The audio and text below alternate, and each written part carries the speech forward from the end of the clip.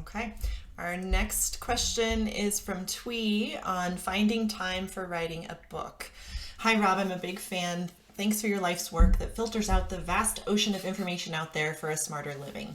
I'm so glad you're doing what you do, reminding me to sit back to look at the big picture of everything in life. In your last few podcasts, you mentioned that you are again working on publishing more books. Congrats, and I can't wait. I've been trying to write my first book. It's been such a slow process. It's been 4 months and I'm able to get in about 6,000 words or so. Holy cow, it is such like a textbook, but I've got to start from somewhere. The book has a mix of East meets West medicines for those undergoing cancer treatments. Needless to say, the topic is not easy and there's so much development out there every week that it's hard to keep up. I'm a full-time oncology pharmacist.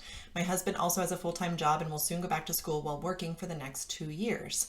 We have 4 kids, ages 5, 7, 9, and 10. Holy cats. So their activities are endless Mondays through Sundays on top of their normal schoolwork, church, and of course we have to add Vietnamese school in there because all others are not enough. I started out... We need to forward that overcommitted article. We can put it in the show notes.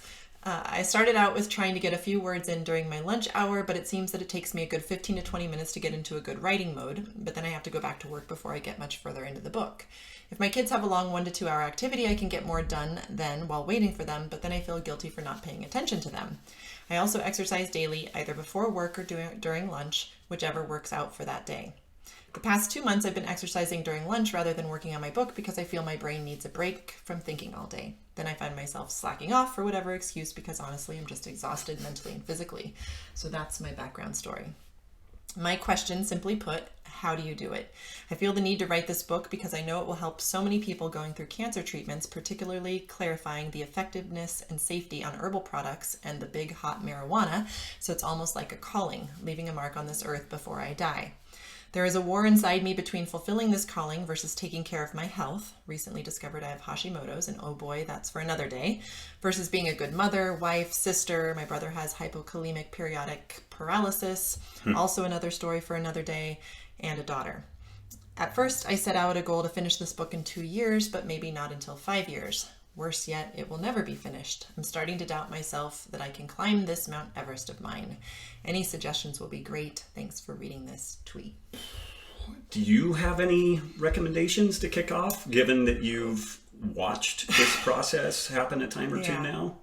So for you, and I think this is for anybody working on anything creative where there's just so much going on and different components to weave into a story, like in writing a book, having blocks of time, like the thought that you're trying to write for 15 or like during a lunch break seems probably more stressful than not, because you're just context shifting. Like you like you said, it takes a couple minutes to get into it, and then by the time you maybe are in a good vein, you've got to go back to work. So one suggestion, and again, it sounds like, with 4 kids and all that you guys have going on, I don't know how reasonable this is, but maybe blocking off a Saturday morning chunk of time where maybe your husband can take care of the kids, or if you have family in town, you can, have somebody cover for you, and you go and get like 4 hours early in the morning of writing. And again, it might be different for you. I know you prefer to write first thing.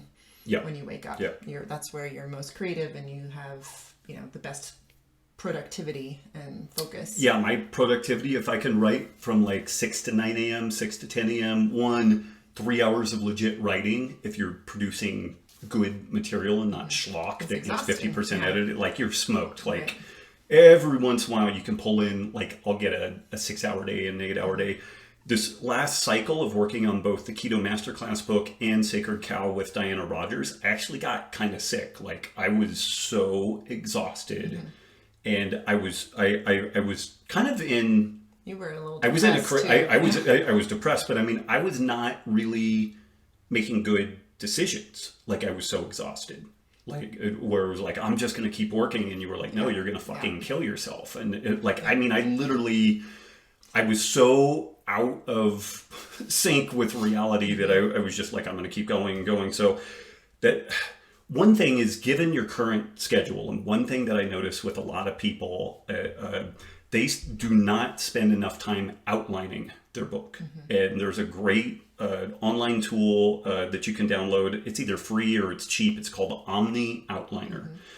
And I would spend 3 months or 6 months just outlining. And you outline and outline and outline. And while you're outlining, you create a couple of Google Doc locations where you start putting references and you organize the references based off, roughly where things are going to go in the, the kind of chapter by chapter format. But what I find for a lot of people is without adequate outline, you're trying to keep the whole thing straight in your head. And with a really remarkably good outline, so the outline that I did for the paleo solution, I thought I spent a lot of time on it, but the outline was maybe about 12 pages long. And the editing process was much longer and arguably more difficult in different ways than what Wired to Eat was. But my outline for Wired to Eat was almost 40 pages long. And I mean, literally, like bullet point outline, subcategory, boom, boom, boom. In my head, I'm more of a Venn diagram person. So like outlining things is not my natural default state, but you just have to do that. But then what that allows you to do is a couple of things. One is that someone who knows nothing about a topic, you'll know that you're pretty on point with your outline. When someone who knows nothing about a topic, you can show it to them. Hey, read this and give me your thoughts.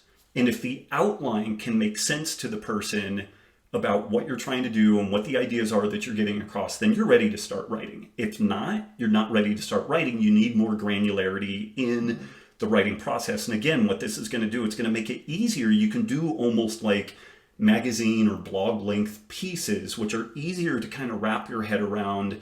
And you can look at the outline. You're like, okay, I just did this. Oh yeah, I want to do this. And it makes it easier. Thuy made the point that new material pops up all the time. That really robust outline makes it easier. Like, oh, there's this amazing new paper. Bam, you put a link in there and in a note. It's like, okay, we need to emphasize this. So I would spend a lot more time outlining. One is what you need to do. And then the way that we have done it, and I don't want to be a whiny turd about this, but it's been really fucking hard. Like when I did the first book, we were still running the gym, and I basically abdicated all of my training, virtually all of my responsibilities, and Nikki ran everything for the 6 to 9 months that it took me to do that. Like I had an okay outline by that point, but like I had worked on that. And then when I got into write, like that was the first time that we got an office out of the house too. And it was literally like... That was pre-kid. That was pre-kid, pre-dog. We had a cat, but that cat was easier to maintain. So...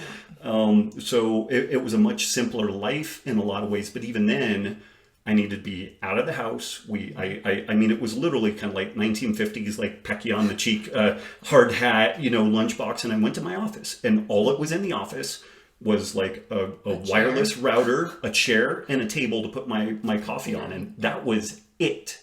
That was the only shit that I had in there.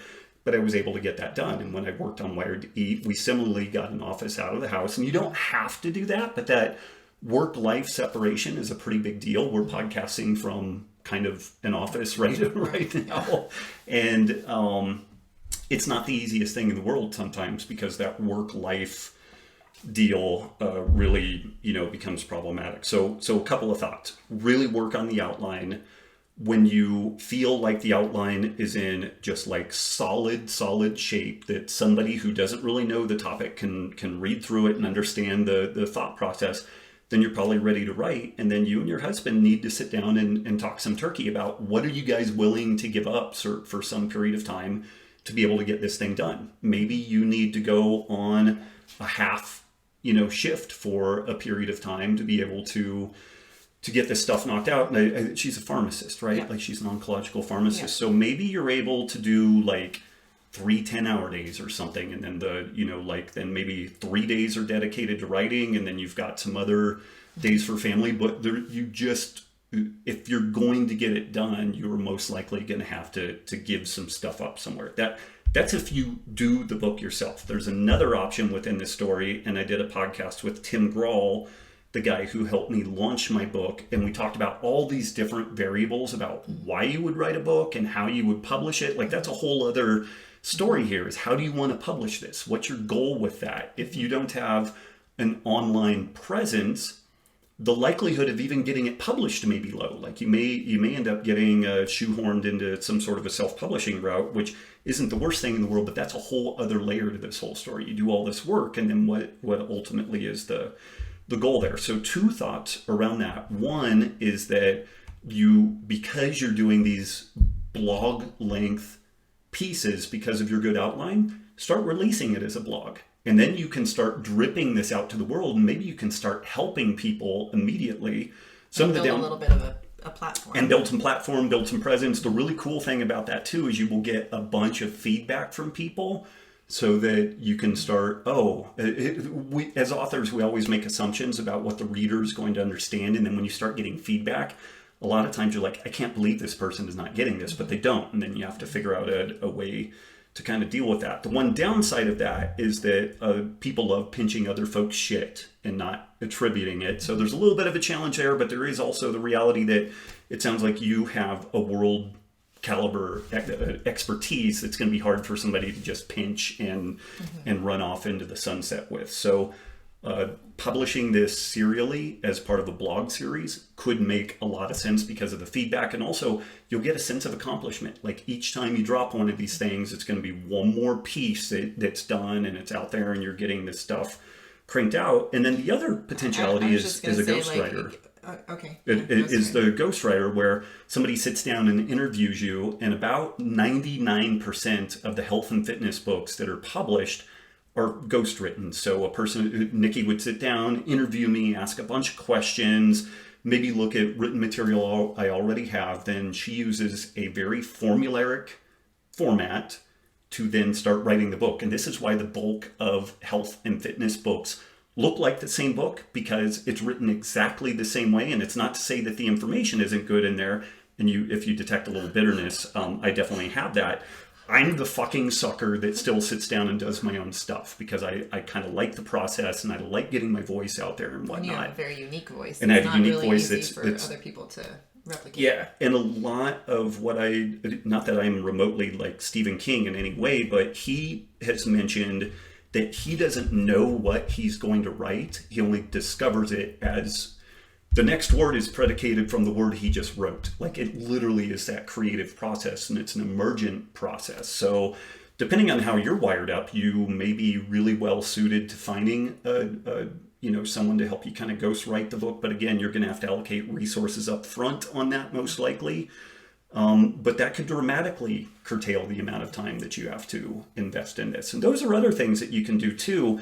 Like if you're just sitting in the car, you can dictate to yourself ideas, then you email that to yourself. You can send that out and have it transcribed. And then maybe that's 85% usable, but let's say you get 2,000 words of material with that and it's 85% usable. It's still going to be way faster than sitting down and just writing it. And then you have I was just going to say, like you mentioned that you have Hashimoto's, and it sounds like you have a lot going on. And I would, the worst thing I ever did for my health was write a book. I wouldn't put a timeline on it. I would get yourself healthy. Because it's that Parkinson. Not at the cost of make a decision about what you want to do. Don't drive yourself into a hole. Yeah. But there's also Parkinson's law, where a project will extend to the duration that you give it. Okay. So that's my nervousness around that. That's true. But what does writing books is horrible for my health. It's just been the drizzling shit. It's not particularly great for our relationship in a lot of ways too. It's very stressful, very straining. But I would actually argue the point that she needs to figure out a way of allocating the time and resources to get it done, and then set a very concrete deadline, because otherwise it will just stretch on forever. That's a good point. Yeah. But I wouldn't sacrifice sleep. I would not sacrifice sleep and health. I wouldn't sacrifice what you're feeding yourself, and physical activity. Because like when I was working on Sacred Cow, really hot and heavy, I would get up, cup of coffee, get in and start writing. And I would do that until I literally just about collapsed. I would maybe do some jujitsu and some exercise, help with the kids, cook some food. I went to bed super early and I got up. And so I was doing everything I could to support my health. And it still kicked my ass. Like it still was kind of a race to the finish to just get the draft in. Yeah. hopefully but that keep was us helpful. posted. Yeah, Yeah, definitely keep yeah. us posted. Yeah, I was thinking if there's one other thing. Do you have one other thought? If I think of it, we'll put it in the show notes. But we'll definitely put the link to the Tim Grawl podcast in the show notes, and that link to that kids are being prescribed play. Because kids are so fucking over scheduled. And I mean, I see this even, my sister's family, like they don't get home till 8 or 8:30 every night of the week because there's either gymnastics or t-ball or football or softball or something. So, it's a really interesting little article. So we'll put that in the show notes. And the takeaway with that is that it's super stressful for the kids whole family, and for the whole family. Yeah. Oh, I forgot. Thuy says, P.S. Hi, Nikki. My husband used to work at Coffee Bean and Tea Leaf decades ago, and I don't think they roast their coffee beans either. Cute story. That's awesome. Somebody watched our question about how we met. Yeah. Yeah, but I bet he didn't tell her to go fuck herself, basically, like you did me. I did not say that. I did not say that. You didn't say it, but the implication was definitely there. My face might have looked like I was saying that, but I didn't say it.